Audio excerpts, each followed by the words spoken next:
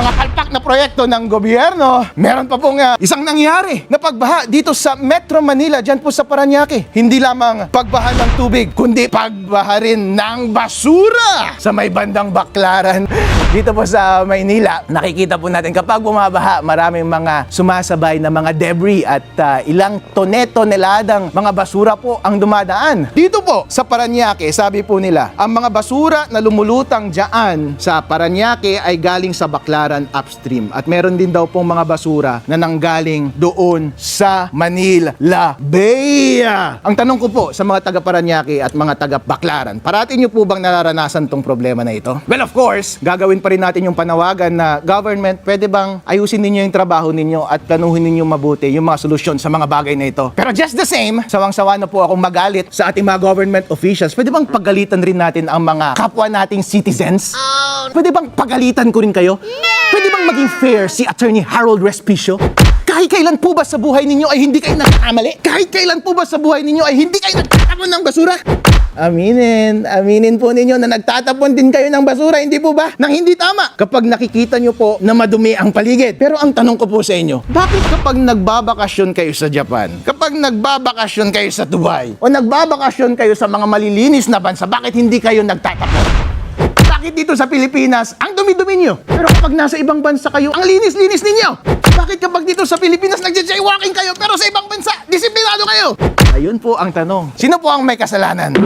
Meron pong teorya sa government na tinatawag na broken windows theory na sinasabi na kapag nakita ng isang tao na sira ang isang bintana, may encourage po yung iba na mag-relax din sa kanilang disiplina at pababayaan na rin nilang masira ang isang bintana.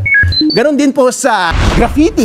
Kapag may nakita silang nakasulat na graffiti na ganyan, may engganyo na rin yung iba dahil vicious talaga tayo mga tao, hindi po tayo perpekto, may mga tukso po na maging masama tayo, kung minsan maggagawa na rin tayo ng graffiti. Ganon din po sa pagtatapon ng basura sa tingin ko. Kapag nakita po natin talaga na madumi ang paligid at hindi talaga linilinis ng gobyerno ang ating kapaligiran, wala pong incentive na ayusin ang pagtrabaho or pagtapon ng basura. Kahit po required ng batas na paghiwa-hiwalayin ang biodegradable, non-biodegradable at itapon sa tamang tapunan, kung minsan po dahil wala namang gumagawa ng tama, bakit ako magpapakabait? Ganun po ang nangyayari. Pero ang sagot po dyan sa tingin ko ay kombinasyon po ito ng disiplina ng mamamayan at disiplina po ng leader.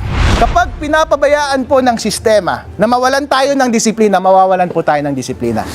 Pero kapag ang leadership po ng isang sistema, ng isang organisasyon ay kino-confront niya yung mga ganitong kalokohan, ay hindi ka talaga mangongopya. O hindi ka talaga magiging loko-loko. Kaya po sa ibang bansa, takot po kayong makulong dahil alam niyong huhuliin kayo At walang ibang gumagawa ng kalokohan. Dito sa Pilipinas, hindi po kayo huhuliin Yun po ang nangyayari sa ating bansa. Kaya kailangan po natin ng leader na maging istrikto at ipatupad ng mabuti ang ating batas. Pero kaso nga lang po, ang hirap pong sumunod ng batas kapag yung ating mga leader mismo ay hindi sumusunod ang batas. Kung sila mismo ay nagnanakaw ng pera ng taong bayan.